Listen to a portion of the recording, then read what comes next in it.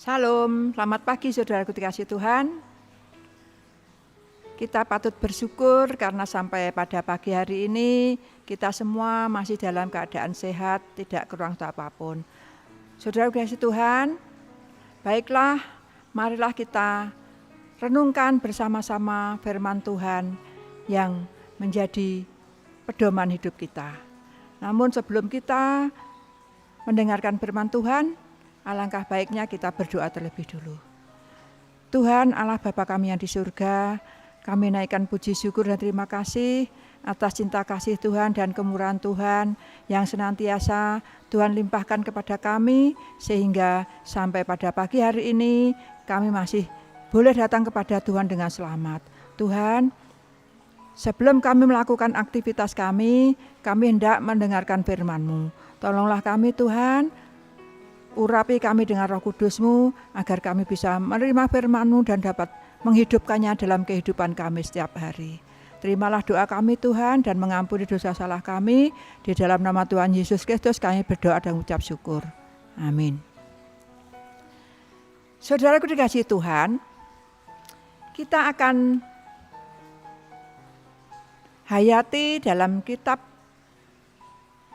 firman Tuhan di dalam kitab Matius 19 ayat 13 sampai 15. Mari kita baca pelan-pelan dan kita renungkan arti dari kitab ini.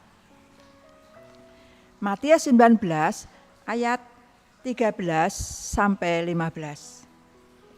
Yesus memberkati anak-anak. Lalu orang membawa anak-anak kecil kepada Yesus, supaya ia meletakkan tangannya atas mereka dan mendoakan mereka.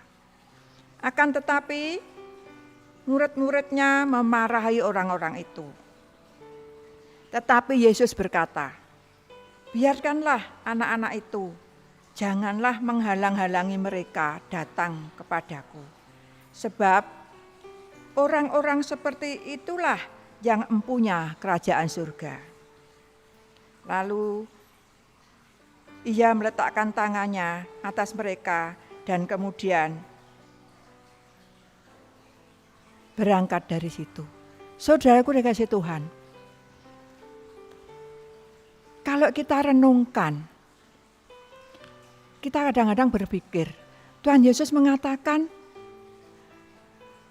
anak-anak kecil itulah yang mempunyai kerajaan surga. Karena seperti anak-anak kecil itulah yang mempunyai kerajaan surga. Apa maksud perkataan Yesus? Mengapa anak-anak kecil sebagai dijadikan contoh oleh Tuhan? Mari kita pikir, kita amati bagaimana toh sebetulnya anak-anak kecil itu. Kok sampai Tuhan Yesus mengatakan karena hanya orang seperti anak-anak kecil lah yang mempunyai kerajaan surga. Saudaraku dikasihi Tuhan, mengapa anak kecil dibuat contoh oleh Tuhan?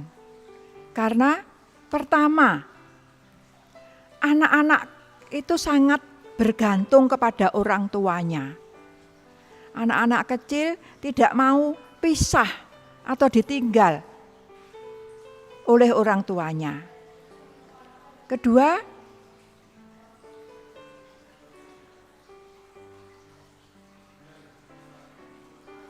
Kedua, anak-anak kecil itu polos, jujur, apa adanya, dan menurut. Ia selalu menurut apa yang diperintahkan orang tuanya. Dan yang sangat jelas adalah anak-anak ini sangat mengasihi orang tuanya dan sangat bergantung kepada orang tuanya. Saudaraku kasih Tuhan, mari kita renungkan. Apakah kita juga sangat bergantung kepada Bapa kita di surga? Apakah kita juga suka menuruti apa yang diperintahkan oleh Bapa kita di surga? Saudaraku dikasihi Tuhan, Tuhan Yesus saja mengatakan bahwa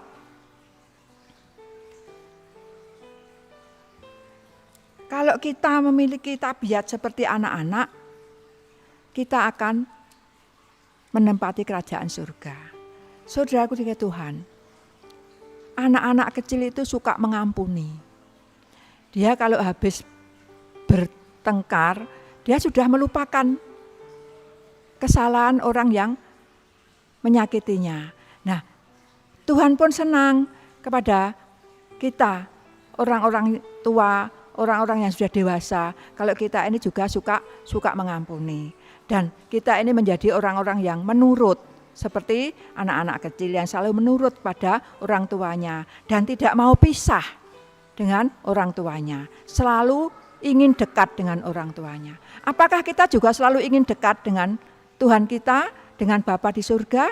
Marilah kita renungkan firman ini. Apakah kita sudah seperti anak-anak kecil yang selalu ingin dekat dengan bapaknya, dengan orang tuanya, yang selalu menuruti apa yang diperintahkan orang tuanya. Saudaraku dengan Tuhan, sebagai orang tua juga sangat bangga, sangat senang apabila mempunyai anak-anak yang suka menurut. Lalu, apakah yang akan kita terima kalau kita menurut kepada Bapa di surga, atau seperti anak-anak menurut pada orang tua? Mari kita baca dalam Mazmur 1 ayat 1 sampai 3. Berbahagialah orang yang tidak berjalan menurut nasihat orang fasik, yang tidak berdiri di jalan orang berdosa, dan yang tidak duduk dalam kumpulan pencemooh. Tetapi yang kesukaannya ialah Taurat Tuhan, dan yang merenungkan Taurat itu siang dan malam. Ia seperti pohon yang ditanam di tepi aliran air, yang menghasilkan buahnya pada musimnya, dan yang tidak layu daunnya, apa saja yang diperbuatnya berhasil. Saudaraku yang kasih Tuhan, kalau kita ingin berhasil di dalam hidup kita, kalau kita ingin berhasil bertumbuh di dalam iman, marilah kita renungkan dalam kitab Mazmur 1 ayat 1 sampai 3 ini.